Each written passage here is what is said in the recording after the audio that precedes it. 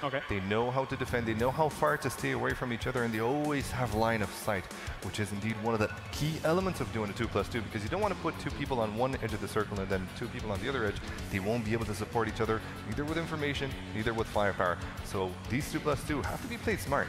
Definitely, and of course we've seen a lot of teams, once they drop in a certain location and a circle will pop, be it west, be it east, be it wherever, they like their own set compounds. The places that they go time after time after time. We see that through a lot of teams of Edge. Yeah, I mean, on top of that, again, I want to go back to, this is the first time these teams play against each other. They're not 100% prepared for where every team goes in the set. Put 6 circles across the map, then on compound. Because again, you have perfected a playthrough. You want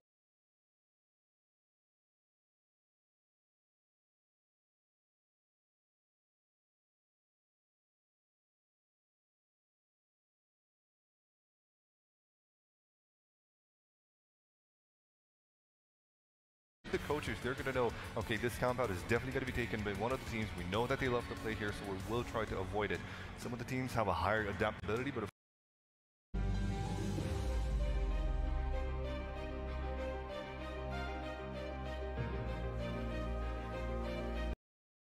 4x or 8x on it, and then have another one with a red dot or hollow on it. put them in. They're very good with new elements. They know how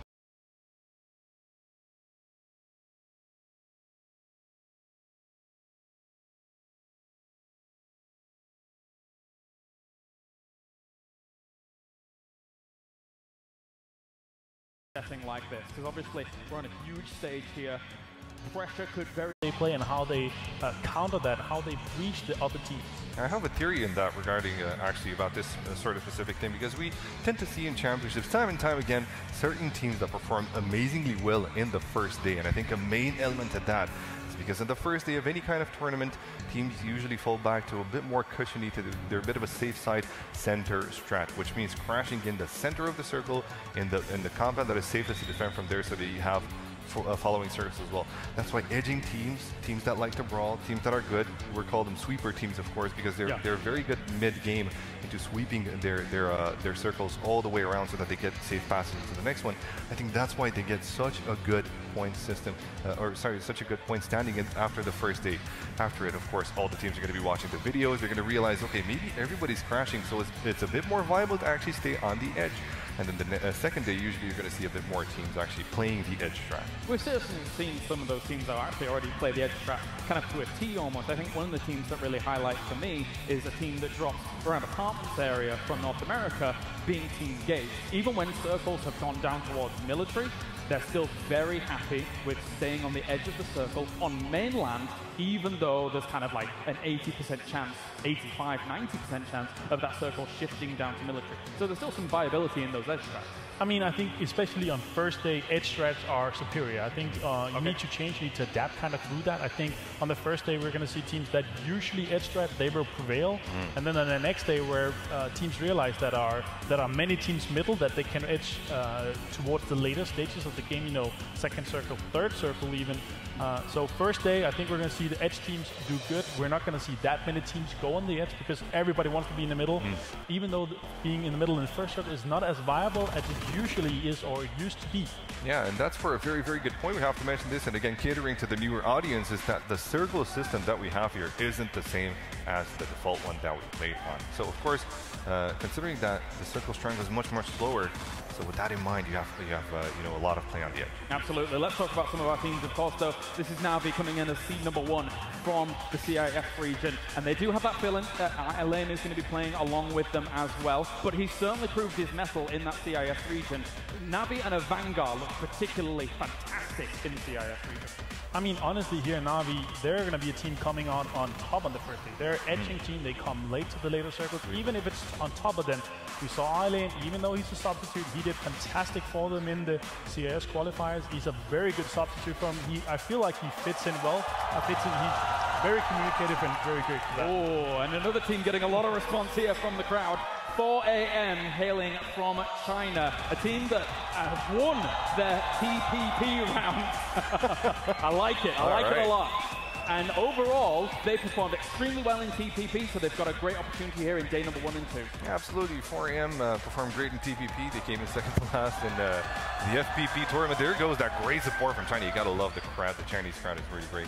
Right. But yeah, I do think they're gonna have much higher chances in these first 2 days of the TPP tournament. I don't know if there's much to say about the FPP side of things, but then again, they're going to have to really adjust their strategy because they're a very aggressive team. They're a very vengeant team. If one of their players goes down, they don't necessarily play it on the safe side. They will go and try to attack, even if they're at a disadvantage. Even if, as you said yourself, statistically, the more players you have into the later stages, they know that. They know if you have 4 players alive into the 4th circle, you have a higher chance, a much higher chance of winning the game. Absolutely. Another team that we've got coming in here from Japan, of course, we have CG, and they actually have 2 teams here representing, which is important. Their organization pretty much dominates the Japanese region. I mean, Chris Gaming, we have Windfall and Sanadu. Windfall, fantastic team. They're going to be having great times in the Milta area. They're going to be, I think they're going to be in the Milta area alone. Genji Gold, with this team having propelled themselves all the way to the very top there, challenging Genji Black for a long time, but finally really taking that mantle off them. They're one of the big names coming into the tournament. And also we have Simpson, who played with Black previously. He played with them in Katowice, so he has a huge insight on that team. So if they come in a fight in the end game, they will try to annihilate them, and they know exactly how to. And another team coming in from Korea, of course, we have Genji Black here as well. And overall, for a long time, they were the top of Korea, be it with KSV no title. Of course, OGN Entertainment was definitely always challenging up there while they were KSV no title. But Black, as it stands right now, came out of 2nd seeding in the Korean region, and they're looking here to perform. They're a bunch of veterans when it comes to the Korean team. They're veterans, but also they're back to their old lineup after Simpson went out and went to gold. They're back with Dramatic, and that's what they played with for a long time. So that's what they've been good, actually. That's what they're good at. So excited to see that. And here we see something I can't read. But it feels like a support. Is it China #1, perhaps? What are the things that could be said? Representing Refund Gaming there as well. Thank you for joining us here. Everyone from across the world has joined us here in Berlin to see who is going to become a world champion, not only in TPP but also in FPP. And when it comes to the first game, we are ready to go, gentlemen. Game #1 here of PGI 2018. Let's over to the commentary team for game #1. Thank you so much, and yeah, we are incredibly lucky to be doing this. This is an incredible opportunity between these teams to finally show us who really has what it takes when it matters. Their legacy starts today. That's the big part here for these teams. That's literally it. I mean, we've been here from the start. We've seen all the qualifiers across the world. We talked various teams. They're these best in the world, are they best in the world? But really, we do have the best in the world. And now it all comes down to this. They have to fight across 2 modes, TPP and FPP. We've seen variances, quite a lot of swings recently with, okay, you might be able to play this mode, but can you play that mode? And it kind of all comes down together. All right, there might be an average one, but at the end of it, there can only be one. That's exactly what we're going to find out throughout the course of the next couple of days. And again, thank you to everyone turning up midweek. What is this incredible crowd? Berlin, you surprise me every single time I come here, but what a beautiful audience already. And I've got a surprising little thought that, you know, I thought maybe coming out here, Na'Vi might be the favorites, or maybe it might be Liquid. Maybe not. We have a couple of different teams coming in, getting a lot of support. So I'm loving seeing that, especially the 4AM side. I'm liking seeing the crowd kind of getting behind them, getting loud. It's not even in game yet, and they're getting rowdy. I mean, this is what we kind of see when we've been looking at, for example, I use FaZe and Liquid. We talk about these teams, we see them performing over in Europe. So, these are the best in the world. These are the guys that are playing at the top level. We don't see these other scenes. We don't see what they're doing behind the scene. I mean, we look at Korea, an example. They had 5 Pro Tours to get to this stop. 36 teams to get through. I mean, that's it's a bit of a hair out. 36 teams is massive. And you'd only look at the other regions and simply say, oh, of course they deserve to be here. They fought incredibly hard for it. But then you look at, as you said, the region out there, that was an incredibly grueling task. Yep. So no one can take it away from any of these teams making it to this point. To walk onto that stage is truly an honor. And I think we're going to find out how badly they want it. That's as much as you can say when it comes to this. All these teams are incredibly talented, skilled, tactical. They have the mechanical ability. But can they deliver on a big stage? We haven't talked about it. They didn't highlight it much on the desk. People get blooming nervous. Look at that crowd. Look at that audience. This isn't sitting at home anymore. This isn't just you in your bedroom. this is you with a big audience watching your every single move. There are a few teams that have literally qualified through one event. That was their first LAN event. They've qualified for a spot and now they're here. Like, it's talk about taking a bit of a jump up, all right. We've been in the, we've seen it through the old ages where you go to your little LAN events, you kind of build up the momentum, you get better and better through time. Some of these teams have quite literally gone, okay, we've won one qualifier and now we're sat there. Not bad. Playing for $1 million. Not bad at all. And Modest got away with it. Wasn't many predictions down there. Kalaris let him off lightly. He was being a kind man to start off the day. I won't be so kind. What do you? I don't think predictions are right. Let's kind of set the tone here. Yep. What do we think we're going to see coming into this, especially coming into the third-person perspective? Let's kind of keep that as like a little bit of an undertow here, that it will be slightly more adjusted than what we're used to seeing, at least in this side of the world. I mean, generally, we've been trying to assess this as much as possible, where teams could potentially be dropping, where they could potentially be fighting. Until this game actually gets going, it's all theory. It's all up in the air. We don't really know. We can theorize and we can best predict. One thing that I think we have at least kind of got some common ground on is the Korean teams. They could be crashing into teams early on. When we look towards Nova, we see Honey Badger Nation, who both ignorantly said, we ain't moving out of here. And then we look on the opposing side, Genji Black, up in North George. We could have a few problems along the way. I definitely think, to kind of answer what you said, Korea is something that we have to look at in terms of the performance that they've been doing, especially Gold. When you've done 5 Pro Tours and you've come second at 3 of them, that sets a statement. It is. It's a big statement piece, and I think there's going to be a lot of that here. I think teams want to come out and make a statement. You want to get others not coming near your area, not using that area for rotations. You want to kind of put the fear of God in them, because you've got to get off to the blocks. You've got to start this one quick. Otherwise, teams will be looking at you like you might be the weak link. You're the way we get further ahead here. This is why we have to see these teams coming out the gates very early on looking good. I think there's something to be said for a lot of the teams who aren't experienced on bigger stages or playing in tournaments anywhere near this caliber, that if you don't get that hot start, if you don't get that first kill, if you don't get that little bit of a good game at the beginning, the loot that you want, you're going to not feel out the game. You're not going to be able to bound back. That's where the experience would kick in. I feel there's some more established teams who know what it's like to kind of brawl your way back in through the next couple of days if you get that bad start. I think the overarching, not necessarily a problem, but difference from other competitions is how many little games they are. You can't use certain ones as testers. Okay, we'll drop here, we'll see how it goes. Maybe we lose a player, maybe we don't, maybe we can carry on, maybe we can try different things and, kind of pull a phase, for example. Feel it out on day number 1. Look how well that went for phase. Yeah, a little bit unfortunate. And then day 2 and 3, pull it out the bag. You don't get that. With 8 games, it literally is cutthroat, do or die. You can't make any mistakes, because one mistake, one really bad game, putting you in 20th position, it just puts so much pressure throughout the next 2 days.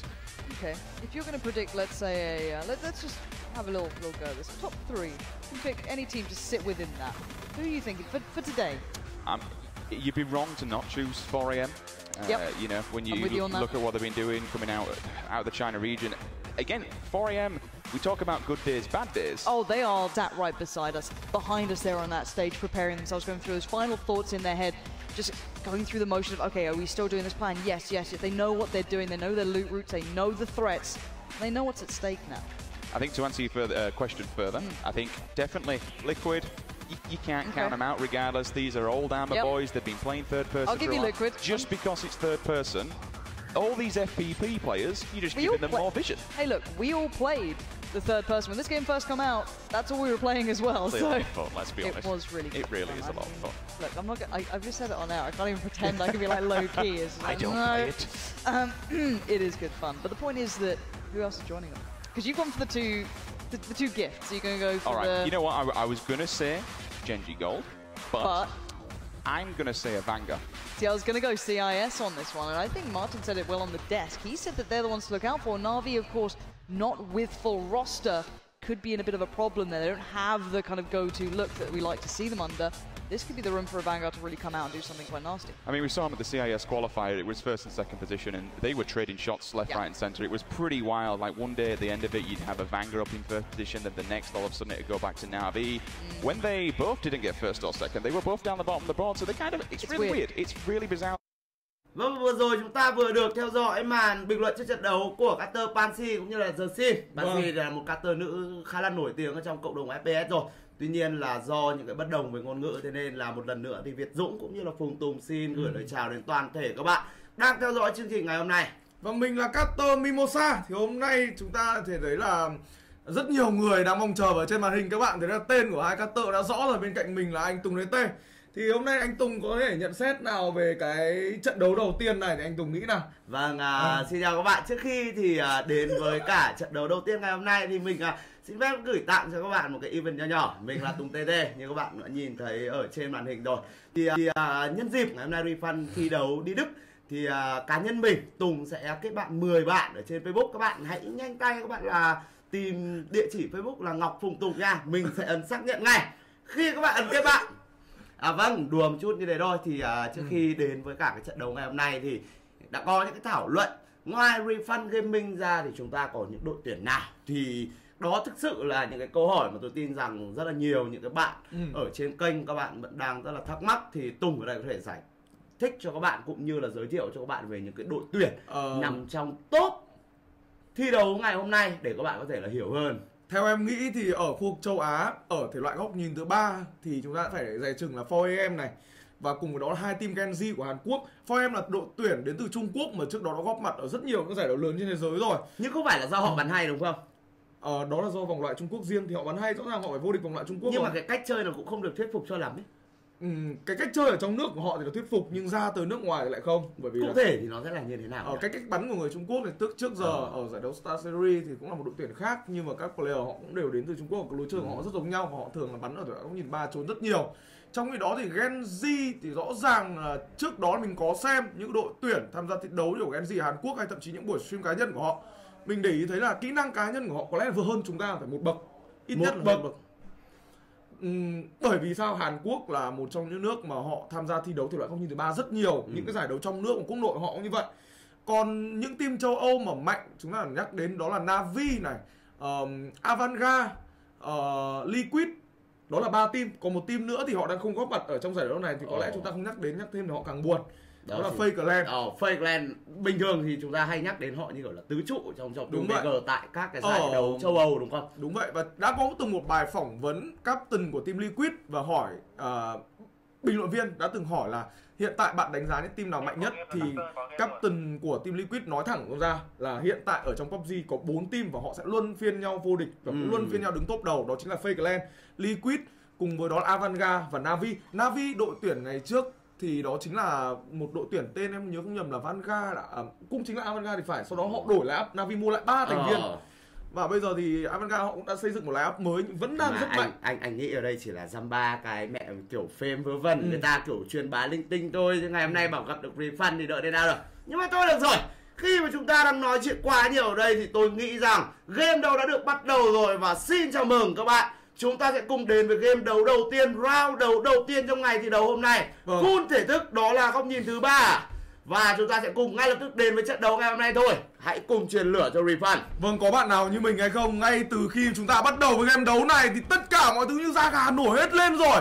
Trên màn hình thì Refund họ chủ động nhảy vào khu vực Servani. Chúng ta ngay lập tức đã nhìn thấy ở logo cũng như giải đấu lần này rồi. Trong khi đó thì ở khu vực cảng Zelopol sẽ là đội tuyển bên phía CGS cùng với đó là bên phía của team Genji ở Hàn Quốc cũng như vậy. Vâng, chúng ta quan tâm đến đội tuyển của chúng ta đang ở một cái nơi như nào, và tôi nghĩ rằng đây là một nơi khá an toàn. Tuy nhiên có một số những cái bất lợi ở đây, đó là cái vòng thì lại trở nên rất là quá đáng. Một cái vòng mà nó sẽ bo về hướng 4 giờ của bản đồ. Và nếu như ở đây các bạn phải theo dõi bản đồ thì tôi nghĩ rằng Refund trong cái quá trình nếu như mà họ loot xong muốn vào vòng nó cũng không phải là một cái câu chuyện đơn giản. Nếu như mà an toàn ở đây bắt buộc sẽ phải dùng phương tiện di chuyển để đi xuống hướng. Thì bây giờ bên phía team Genji đang có những tình huống nổ súng đến từ vị trí của SK rồi. Vâng, SK đây là bên phía team Genji Gold. Chúng ta ở trong ngày thi đấu hôm nay sẽ hai đội tuyển của Genji, đó là Gold và Black. Thì cả hai team này đều thuộc một tổ chức, đó chính là Genji. Thì rõ ràng cái tổ chức này họ có sự đầu tư vào cực kỳ mạnh mẽ, và vừa xong họ đã có tình huống đối đầu cùng 4AM rồi. Nói thêm một chút về vòng bo đầu tiên này thì ở trong trận đấu này cái vòng bo nó lệch về tới 40% là nước, trong đó lệch một chút ra đảo nhỏ. Nhưng bình thường so với những cái vòng bom lệch hoàn toàn ra đảo lớn, các player họ sẽ ít có sự hay là ít phải chọn lựa nhiều hơn. Trong đó lệch ra đảo nhỏ rất nhiều player họ sẽ phải chọn lựa bây giờ phải sang khu vực đảo nhỏ hay đảo lớn. Còn trên màn hình của mình đang là vị trí ở Ibiza, đây cũng chính là một trong những player thuộc bên phía biên chế của team Liquid. Vâng, một đội tuyển nghe logo thôi đã thấy mạnh rồi đúng không? Nói chung là nhìn thấy cái tên này là tất cả mọi người đều phải sợ rồi. Nói chung thì kiểu chúng ta cũng không cần phải gọi là biết sâu quá về cái trình độ của những cái team này như nào, chứ chỉ cần nhìn một cái tag name thôi. Đó là những cái tag name như thế nào: Liquid, Na'Vi, nghe thôi đã thấy đáng sợ rồi. Đúng vậy. Đây đều là những cái tổ chức mà họ có thành tích cực kỳ dày ở cả những cái game eSport lớn ở điểm hiện tại. À không nhá, em nói thế là em nói sai. Na'Vi rất mạnh trong FPL nha. Còn em nói chung ở đây là em bảo là Na'Vi mà ở trong eSport mạnh là em nói sai. Anh xin đính chính lại là em nói láo luôn đấy chứ không phải là nói sai. Mr. D cũng vô địch được một lần TI. Na'Vi CSGO rất mạnh. Na'Vi theo lời giới thiệu tại PUBG đang là vô địch thiên hạ, nhưng đừng xem Na'Vi Dota 2. Và vâng, ok, quay trở lại đây. Ở đây rồi. Pino trên màn hình chúng ta vào thời điểm hiện tại, Pino đang sử dụng chiếc xe đây Ghost Rider. Vâng, chính xác ở đây cái hành động của Pino hiện tại làm cho tôi nhớ về đó là con ngựa giò ở trong đế chế. Chính xác bây giờ Pino sẽ đóng một cái vai trò đó là đi scout trước map để cho đồng đội sẽ có những cái góc di chuyển an toàn hơn. Vâng, và chúng ta đang phải sử dụng clean feed của ban tổ chức nước ngoài gửi trực tiếp về, do đó tất cả mọi vấn đề về đường truyền thì do nhà mạng. Xoáy tí. Đúng, xoáy tí không sao hết. Và trên màn hình chúng ta đang là vị trí DJ Chip, và nhìn qua một chút thì DJ Chip đã có mình khẩu SLR của nó AK-47 rồi, 3 phớt E. Còn ở đây vị trí Pino đang di chuyển ở khu vực gần bên phía ngoài đồng của vị trí Jagna ra. Polina thì cũng đã có được 2 phớt E của nó, 3 nước, 15 man đét. Thì lượng item này thời điểm hiện tại có lẽ Pino sẽ đủ. Và với cái việc mà setting của PGI thì em nghĩ kể cả chúng ta lút dạo hay lút như thế nào vẫn sẽ an toàn cho các player của chúng ta. Nói chung thì đã gọi là bắn đến cái tầm này rồi, nhặt được khẩu súng đã là quý lắm rồi. Còn mong chờ cái gì nữa đây? Cái lối chơi của đội tuyển Việt Nam có vẻ như là họ vẫn áp dụng một cái lối chơi nó khá là quen thuộc. Chúng ta đã được nhìn thấy từ vòng loại khu vực sang đến vòng loại Đông Nam Á rồi. Đó chính là một người đi scout trước, người này cũng sẽ ở một cái vị trí nó khá là riêng biệt so với 3 người còn lại và tạo thành một cái thế mở góc bản đồ rất an toàn. Tuy nhiên đến với cái giải đấu này, Tùng TT cũng đã có những cái chia sẻ ở đây, đó là cái lối chơi nó rất mở.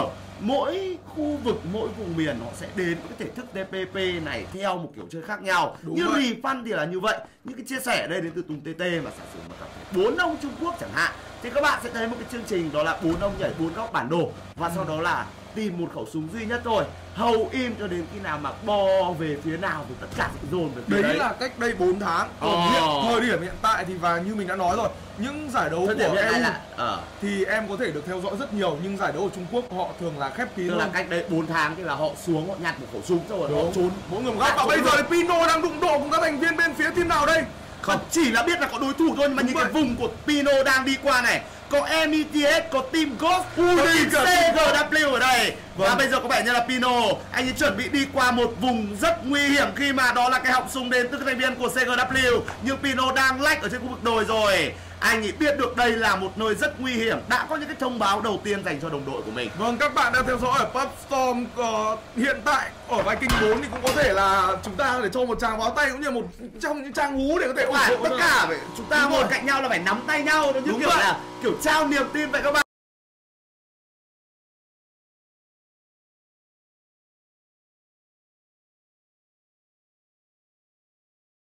Trong những trang hú để có thể ủng hộ tất cả phải, chúng ta ngồi cạnh nhau là phải nắm tay nhau, nó như kiểu là kiểu trao niềm tin vậy các bạn.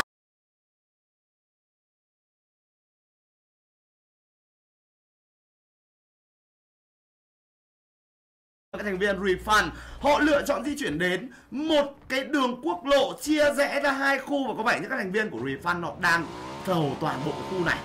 Và đúng như nhận định ban đầu thì Liquid họ đã tìm được cho mình con mồi đầu tiên, và họ đã có được một mạng ở trên một diễn biến khác của bát thi đấu rồi. Trong đó Refund thời điểm bây giờ họ đang di chuyển khá nhiều để vào vòng bo. Mèo Ú sẽ là người được giao trọng trách đi scout trước. Trong đó Pino đã tìm cho mình được một cái công trình cùng vị trí Fun Game rồi. Nhưng nhìn qua thì công trình này ở hút nó khá tù, rất tù. Có vẻ như là các thành viên của Refund họ lựa chọn cái lối chơi lao vào một cái nơi nó khá là hiểm nguy. Và đây rồi, người đồng hương của chúng ta đó là Made in Thailand ở rất là gần với các thành viên của Refund, đang bị các thành viên của CGW bắn vào. Tôi thấy đây là một sự nguy hiểm. Nhưng ngay lập tức thì Pino đã bắn ra vị trí CGW của Nhật rồi. Và em nghĩ thì khả năng cao chúng ta không cần phải lo vấn đề về Nhật, nhưng Made in Thái Lan họ là một trong những team mạnh ở khu vực Đông Nam Á mà chúng ta cần phải dè chừng. Và điển hình như ở giải đấu Southeast Asia Champion Cup vòng Thái Lan thì chúng ta đã thấy rồi, Made in Thái Lan dù là ngày đầu tiên họ thi đấu không được tốt, nhưng ngày thứ hai họ thích thắng lúc nào thì thắng. Vâng, bây giờ chúng ta đã có 8 phút thi đấu mà mới chỉ có 2 player phải nằm xuống rồi. Đúng vậy. Cái tính kịch tính nó trở nên quá nó quá hồi hộp ở trong cái trận đấu này. Tôi rất là quan tâm về những cái đội họ sẽ di chuyển về hướng của Refund Gaming, và người cuối cùng đã xuất hiện rồi. DJ Chip đã đến khu vực của những người đồng đội của mình. Và ở đây có tới tận 3 team xuất hiện xung quanh các thành viên của Refund Gaming. Và bên phía team Refund họ chọn cho mình khu vực nhà cạnh, đây là vị trí của Lâm Tặc rồi. Ở đây là vị trí nhà trũng. Nếu mà ở thể loại góc nhìn nhất thì đây sẽ là một cái nhà đẹp, nhưng đây là thể loại góc nhìn thứ ba. Đối thủ có thể nằm sau vào đất và nhìn được vào khu vực nhà của bên phía team Refund. Họ sẽ phải cực kỳ cẩn thận trong lối chơi của mình, không nên hở ra và nên sử dụng góc nhìn thứ ba nhiều hơn ở trong những trận đấu như thế này. Vẫn đang là màn hình của các thành viên bên phía team Refund, nhưng bên phía cánh trái của họ là đội tuyển của Made in Thái Lan. Và một lần nữa thì hai đại diện đến từ khu vực Đông Nam Á họ đang ở rất gần nhau. Và một mình Mèo Ú di chuyển ra qua góc ngoài để có thể là nắm được thông tin cho đồng đội của mình. Đúng một rồi. cái góc có vẻ như khá là an toàn. Trông như thế này thôi chúng ta cũng sẽ yên tâm được phần nào rồi. Ít nhất là trong 2 cho đến 3 cái vòng bo nữa thì các thành viên của Refund với cái địa điểm này họ có thể tiến sâu vào những cái vòng trong an toàn thôi. Và nhắc lại một chút thì các bạn thấy là ở trong game đấu đầu tiên này thì chúng ta cũng như các player họ đi lút dạo khá là nhiều ở trên bản đồ. Và nếu mà họ di chuyển cũng ở trong trận đấu sau vòng bo lệch đi thì các thành viên phía Refund họ sẽ phải tạo điều gì đó bất ngờ ở trong game đấu. Và ngày hôm nay chúng ta sẽ thi đấu 4 game. Vâng, 4 game ở thể loại TVP và ngày mai cũng sẽ là 4 game, tổng cộng sẽ là 8 game của cả 2 ngày. Vâng, thể thức nó cũng không khác gì cho lắm nếu như mà chúng ta so sánh với cả giải Đông Nam Á. Cứ mỗi mạng là được tính ở đây đó là 15 điểm. Là 15 điểm. Và vô địch sẽ giành được cho mình 500 điểm. Đúng vậy. Số điểm sẽ không khác gì so với chúng ta thi đấu ở vòng loại online ở khu vực Việt Nam cũng như là khu vực C tại Thái Lan. Còn bây giờ vị trí Mèo Ú chủ động di chuyển khu vực đỉnh đồi. Và có lẽ là Mèo Ú đang lấy cho mình lượng thông tin cần thiết, trong đó Fun Game bắt đầu ép sang cánh phải. Nhưng vị trí các thành viên bên phía Refund khá là xa nhau. Có vẻ nên là cái lối chơi nó hơi bị đầu gấu quá. Đúng vậy. Đầu tiên các thành viên của Refund họ tụ lại khu này, check thật kỹ những khu vực xung quanh an toàn rồi đúng không? Bắt đầu là mở góc ra để có thể là nắm được nhiều cái khu vực đất ở đây hơn. Nhưng có phải là hay không khi mà chủ động ở đây? Tôi nghĩ rằng sẽ va chạm các thành viên của Made in Thái Lan sớm thôi. Hai cái nhà Wizard Tower đó là cái nơi mà hai thành viên của Made in Thái Lan đang đứng trước mặt Mèo Ú ở đây. Liệu có phát hiện được ra cái điều gì không nhỉ? Em nghĩ là cái việc các thành viên phía Refund họ đứng này hở lưng và hở vai khá nhiều, họ nên chọn vị trí an toàn hơn. Mèo Ú có thể hợp lý hơn, thể di chuyển vào khu vùng trũng, sau đó cam ở dưới thì hợp lý hơn với cả so việc ở trên đỉnh đồi. Bên phía thì Made in Thái Lan ở ngay vòng loại của Southeast ở khu vực Thái Lan các bạn thấy rồi là chúng ta bắn vào họ bắn rất tốn, họ tốn ít đạn lắm. Người Tây họ chơi game tích cực dã man. Đúng vậy. Mình xem kiểu mấy anh em Đông Nam Á hay là Việt Nam chơi toàn chương trình tự hủy giết nhau thôi, nhưng mà chúng ta nhìn này 11 phút rồi vẫn chỉ có 2 người thôi và Esquila Lucia đã bị nhìn thấy bởi Mèo Ú ở đây rồi. Ở trong cái nhà Wizard Tower thứ hai liệu sẽ có một cái tình huống bắn vào hay không, khi mà đây Mèo Ú 2 viên chưa trúng một viên nào cả. Đã phát hiện được ra cái hướng đạn bắn đến rồi. Esquelucia có lẽ là đã thông báo cho đồng đội của mình, các thành viên của METH ở đây họ đang mở một cái góc bản đồ ra rất là thông minh, không tụ hết tất cả mọi thành viên. Và ở trên kênh sẽ liên tục thả code cũng như là về cái code item đó, và cái code này sẽ là random nha các bạn, không có chính xác là cái item nào hết. Và chúng ta đang xem trực tiếp ở trên kênh 23 PUBG VN. Các bạn có thể subscribe cũng như là share kênh để có thể tiếp tục ủng hộ Refund Gaming cũng như là Studio 23 Creative. Đúng rồi, nói chung là cái việc ở đây chúng ta có nhiều người xem, nó sẽ dẫn tới là cái nền eSport PUBG của chúng ta nói riêng sẽ được đẩy lên rất là cao. Anh em vào xem bật 2 tab lên xem, 4 tab đi. Và nếu mà phát triển hơn nữa thì bằng cách các bạn có thể follow Facebook của mình, đó là Chu Việt Dũng nha các bạn. Cảm ơn các bạn rất nhiều. Mình không ngại đâu, các bạn thể follow add friend mình. Hôm nay thì mình sẽ add random 50 bạn. Cây 3 đến từ AHQ vừa bị nốc rồi. Đó là một tình huống sử dụng AK và dùng nét để kết liễu mạng của cây 3 ở đây đến từ Pola Deruk. Ui mấy ngày này tên hay nhỉ? Team ôm Pola Deruk. Đến từ không biết là nước nào nhỉ? Kiểu như bảo sao tên cả các em dân tộc dã man nhỉ? Mình cũng nghĩ là kiểu còn bây giờ Anh Độ đến đây là kiểu dạng là kiểu dân tộc riêng rồi ấy, nhưng mà đến đây nó kiểu trao đổi văn hóa trước mặt của Refund Pino chính là team God. Đây là một trong những team đánh giá có lẽ chỉ thua sau bên phía team Liquid ở khu Bắc Mỹ thôi. Đến từ Bắc Mỹ đúng không? Đúng vậy. Và team God này cũng là một trong những team cực kỳ mạnh. Đã nhìn thấy rồi Pino. Ngay lập tức là Pino đang nổ súng nhưng chưa trúng một viên nào cả, chỉ trúng được vào gờ cửa sổ thôi. Trong những diễn biến khác, map thì Nai đã có được cho mình những mạng với ghép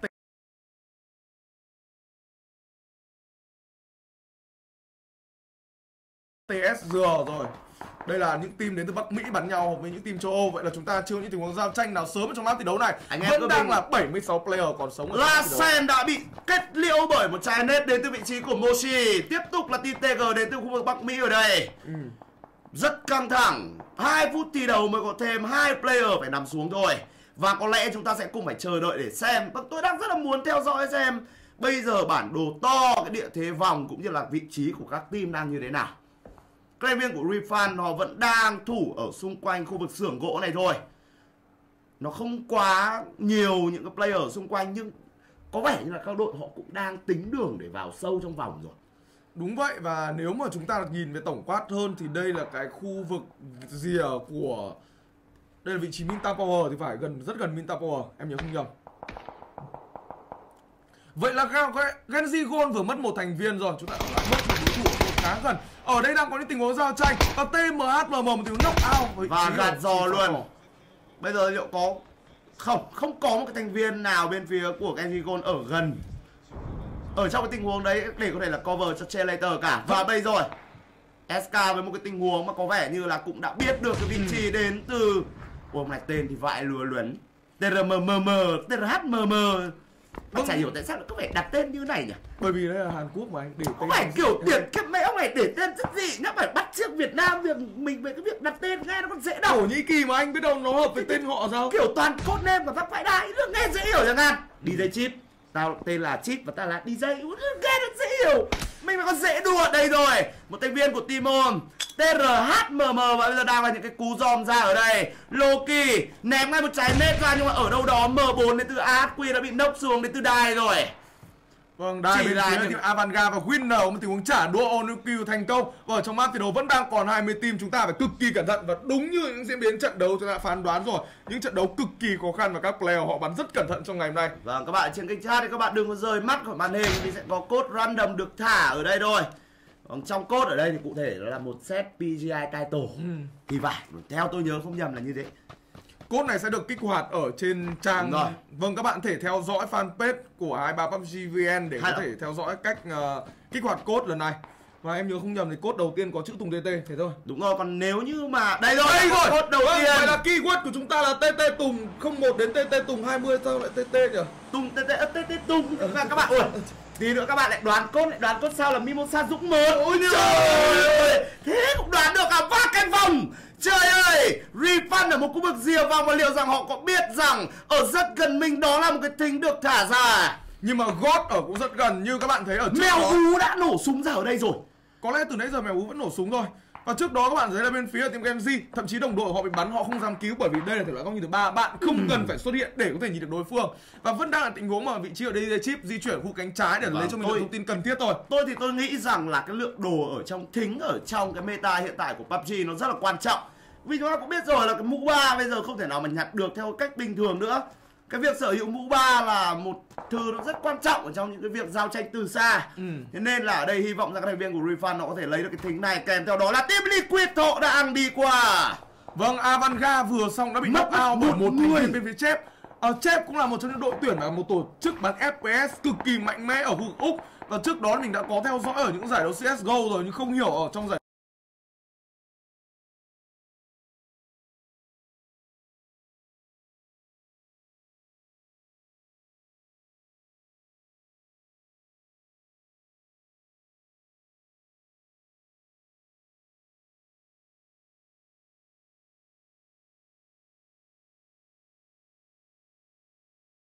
đấu PUBG thì họ sẽ bắn như nào đây? Savage mất một người, EZ quay Lucia nằm xuống vào Godvi có cho mình được mạng Kurat bên phía team CGW. Những cái tên rất quen thuộc ở đây.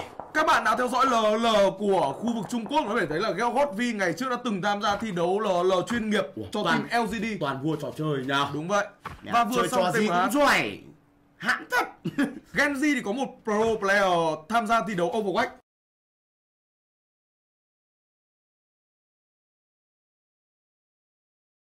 Em nhớ không nhầm. Và vừa xong thì vị trí của Ragnar đã nằm xuống bởi Xiaorong bên phía team OMG rồi. OMG cũng là một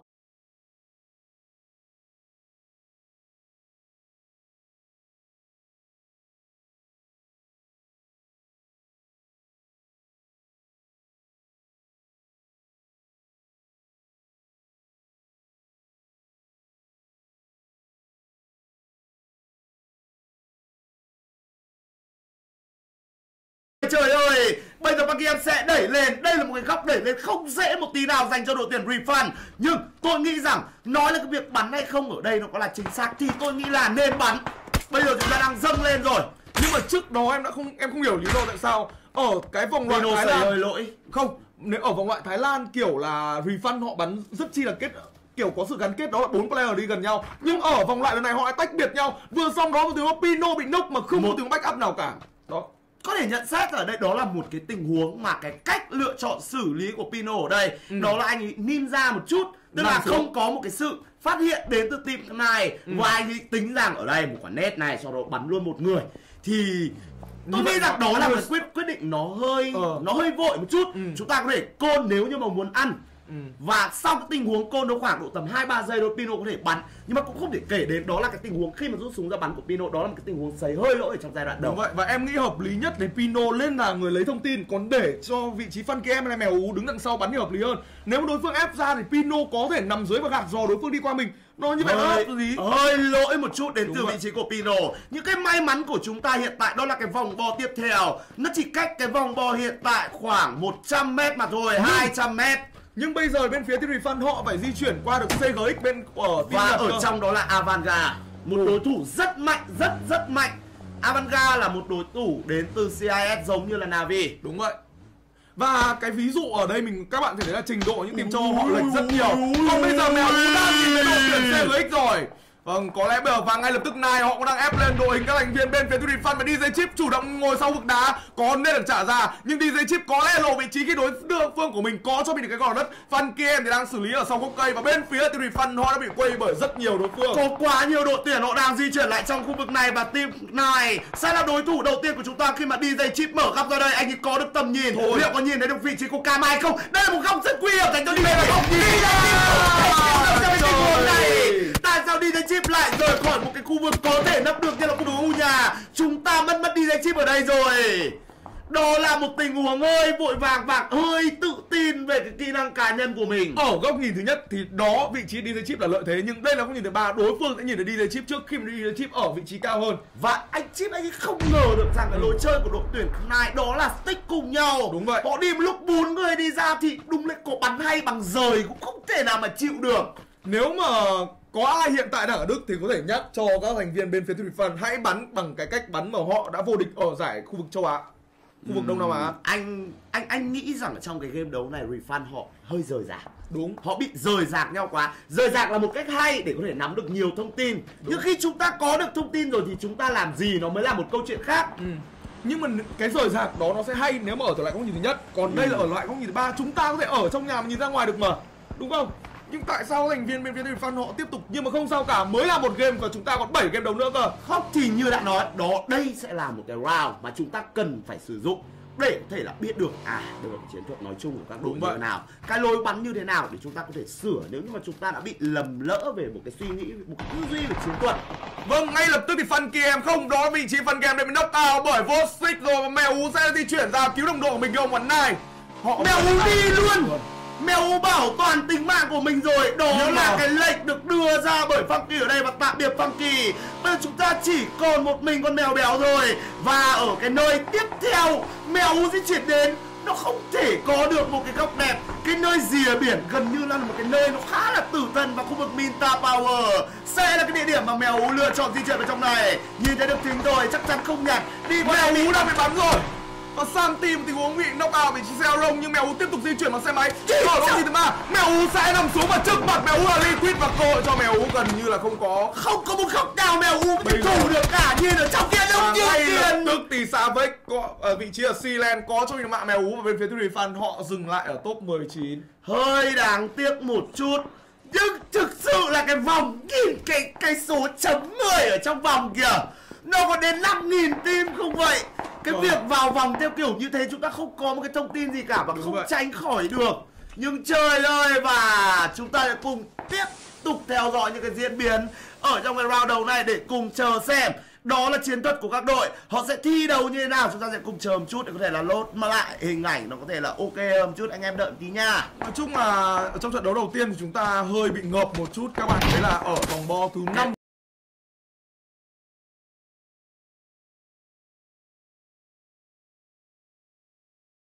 rồi nhưng còn tới 19 team cơ. Cái vòng bo này nó không thích hợp với việc đẩy một người vào và sau đó tìm, không có một cái chỗ nào để trốn hết.